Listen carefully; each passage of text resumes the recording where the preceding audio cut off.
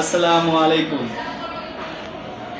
দীপ টিভির সকল দর্শক ও কলাকৌশলীদেরকে আমি আন্তরিক শুভেচ্ছা ও অভিনন্দন জানাচ্ছি। আমি মোহাম্মদ রহমতুল্লাহ, জেআরএস অ্যাপারেলসের পরিচালক ও RM এন্টারপ্রাইজের ম্যানেজিং ডাইরেক্টর।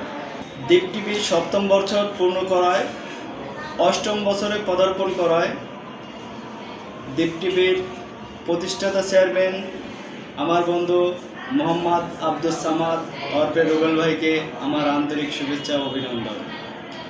জেআরএস অ্যাপারেলসের সকল কর্মকর্তা কর্মচারী এবং যারা আমাদের সাথে বিভিন্নভাবে কাজ করতেছেন তাদেরকেও আন্তরিক শুভেচ্ছা অভিনন্দন।